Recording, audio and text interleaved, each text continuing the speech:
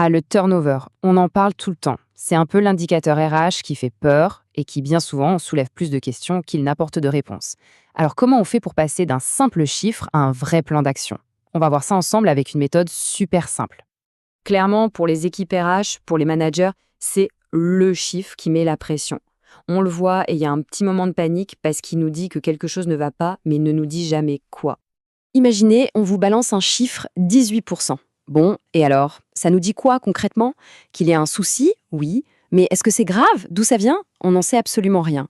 C'est une alarme qui sonne, mais sans nous dire où est le feu. Et c'est là que beaucoup font l'erreur, s'arrêter aux chiffres. C'est vraiment dommage, parce qu'une donnée brute comme ça, sans contexte, eh bien ça ne raconte rien du tout, c'est juste du bruit. C'est là qu'il faut changer complètement de perspective. Et j'aime beaucoup cette citation d'Amira Bouali, qui est consultante RH. On n'analyse pas des chiffres, on analyse des signaux humains. Tout est dit. Derrière chaque départ, il y a une personne, une histoire. Et justement, pour décoder ces fameux signaux humains, il existe une méthode qui est à la fois simple et très puissante. La méthode 5WRH. L'idée, c'est de donner du sens aux données pour en faire quelque chose d'utile. Alors qu'est-ce que c'est? En fait, c'est un cadre d'analyse tout simple pour aller creuser derrière les chiffres du turnover. L'objectif, c'est vraiment de passer du statut de spectateur qui constate les départs à celui d'enquêteur qui comprend ce qui se passe réellement. On a donc une feuille de route super claire en 5 questions. Qui, quand, où, pourquoi, et enfin, la question clé, quoi faire ensuite? C'est un cheminement logique qui nous emmène pas à pas du constat brut jusqu'à l'action concrète. Bon, allez, on attaque. On va commencer par les 3 premières questions, les 3 premiers W. C'est vraiment la phase de diagnostic où on essaie de dresser un portrait robot du problème. La toute première question à se poser, c'est qui part? Qui sont les personnes qui quittent l'entreprise? C'est la base de tout. Parce que, soyons clairs, le départ d'une nouvelle recrue au bout de 3 mois n'a pas du tout le même impact que celui d'un expert qui est là depuis 10 ans. Est-ce qu'on perd nos talents stratégiques ou est-ce une rotation plus normale sur des postes juniors? Si ce sont les nouveaux qui partent en masse, on a un souci d'intégration. Si ce sont les anciens, c'est la fidélisation qui est en jeu. Ok, maintenant qu'on sait qui part, la deuxième question c'est quand. Le timing, c'est un indice énorme qui peut nous mettre sur la piste de pas mal de choses.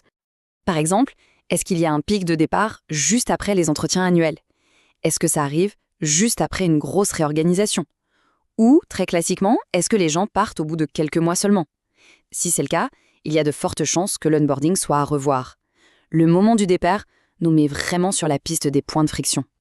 Troisième question du diagnostic, où? Parce que bien souvent, le turnover n'est pas réparti de manière égale dans toute l'entreprise. L'idée, c'est de trouver les points chauds.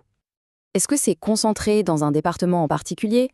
Est-ce que ça concerne l'équipe d'un manager précis ou un site géographique? Si on voit qu'une équipe a un taux de départ 2 ou 3 fois supérieur à la moyenne, bingo, on a trouvé une zone de friction. Ça peut être la charge de travail, l'ambiance, le management, mais au moins, on sait où regarder.